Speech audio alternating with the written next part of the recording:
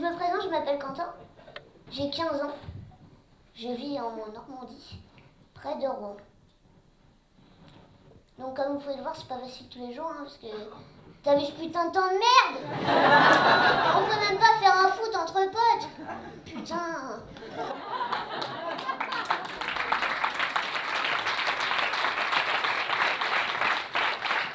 Pas un foot, un rugby c'est mieux quand même.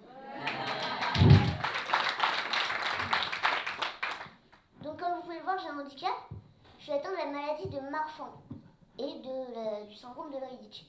Donc qu'est-ce que c'est c'est le bordel, hein, c'est gros bordel. Tiens, un exemple.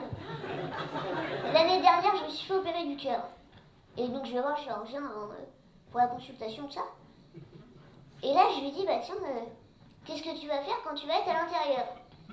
Et là, le chirurgien, je te jure que c'est vrai, il me fait, pendant que je vais être dedans, je vais visiter, hein. Genre le mec, c'est Stéphane Plaza de l'hôpital. Quand il a ouvert, il a appelé tous ses potes pour voir à quel point c'était le bordel à l'intérieur. Oui, parce qu'il n'y a pas qu'à l'extérieur, c'est le bordel, hein. Faut le voir. Il fait chaud, hein. La merde, elle est toute neuve. Donc l'opération se passe, tout ça. Et là vient le moment du réveil. Donc le chirurgien vient voir si je vais bien. Et j'avais super peur de cette opération. Normal, hein, on va te défoncer le devant. Pas très sûr. Hein. Et donc là, le chirurgien me dit, bon, comment ça va? Tu te réveilles bien de ça?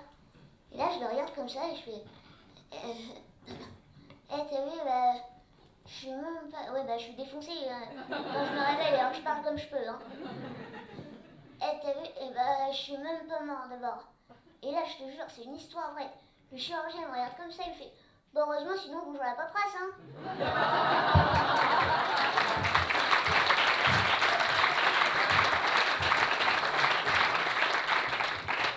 Et donc, l'opération se passe, tout ça, et je suis encore une semaine... merde, c'est ma première, hein.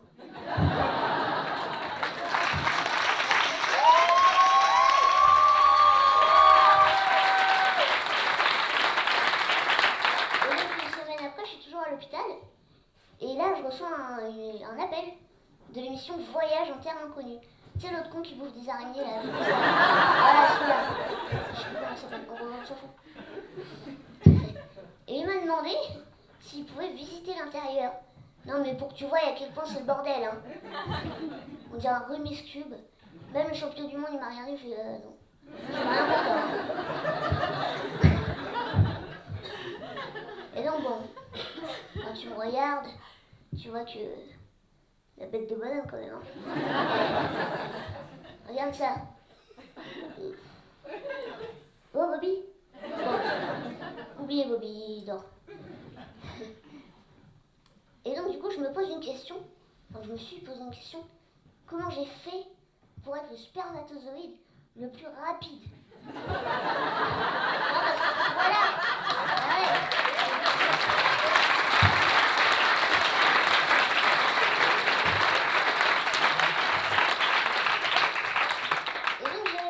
J'ai essayé. Et là, j'ai trouvé une seule solution. C'est qu'en fait, les autres ont eu pitié de moi. Avec mon flagelle tout mou et visqueux. Et du coup, tous les valides qui restaient, ils ont eu pitié, ils m'ont porté jusqu'à l'ovule. Parce que tous les autres valides, ils étaient partis s'éclater sur des mouchoirs, hein, papa?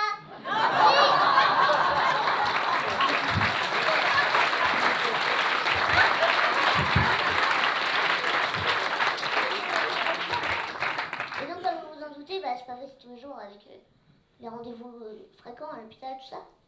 Mais bon, il y a quand même un truc bien à l'hôpital, quand je me fais opérer. Ouais. Les petites infirmières sexy. Non. Faut mouiller le petit doigt, ça fait gonfler le téton. Je peux te dire que quand on rentre dans la chambre infirmière, il y a le braquemar sous le foilzard, hein? Donc ça, les petites infirmières ici, c'est pas mal. Sauf quand t'es sous kétamine et plein d'autres trucs qui finissent en ligne. Non, pas de la cocaïne. On n'a pas encore trop le droit. Et là, je suis tellement défoncée, l'infirmière raconte, tu sais, avec le petit masque bleu un petit peu allongé là. Je suis tellement défoncée dans ma tête, c'est Donald. Il manque plus que Dingo et c'est la maison de Mickey. Hein. C'était pas marrant. C'était censé être drôle.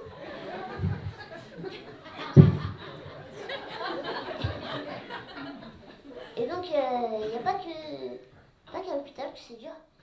Il y a aussi les cours. Oui, parce que ma mère indigne m'oblige à y aller. Merci maman, hein. C'est vraiment sympa.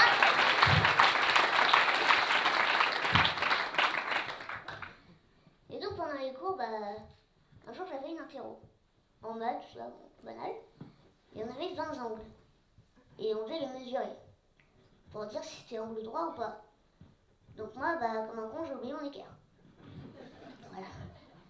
Et donc, qu'est-ce que j'ai fait? J'ai pris mon petit doigt. Non mais attends, regarde. Regarde ça. On est d'accord, c'est pas un doigt. C'est une équerre, c'est... Remarque, ça peut... Non. On est d'accord. Et donc je prends mon doigt, mon équerre. Et devine combien m'a rapporté mon équerre? Mon doigt. Un 18 sur 20. Pas mal pour un handicapé, hein?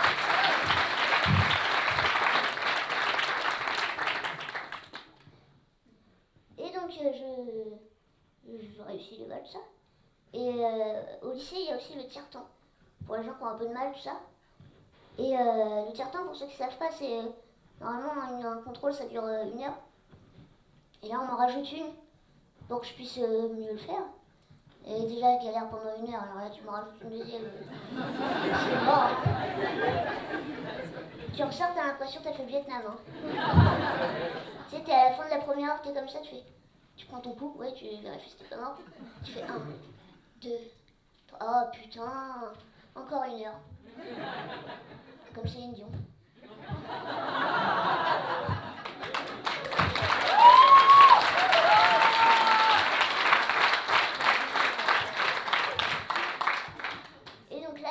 L'heure se termine, enfin les 2 heures.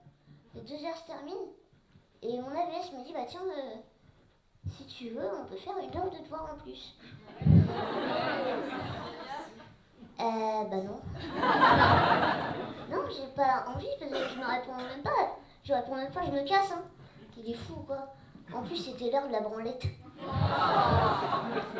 Et on ne rate jamais, on prend jamais l'heure de la branlette. Non plus, c'est pas marrant.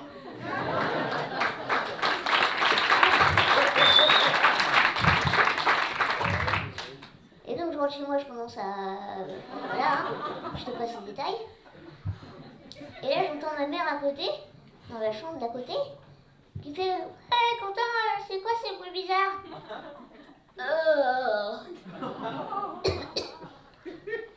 Et là, je lui sors la pire phrase. Je lui dis, non, c'est le meuble Ikea, j'essaie de l'emboîter là. Oh, ça y est, c'est emboîté. Merci beaucoup, c'était Quentin.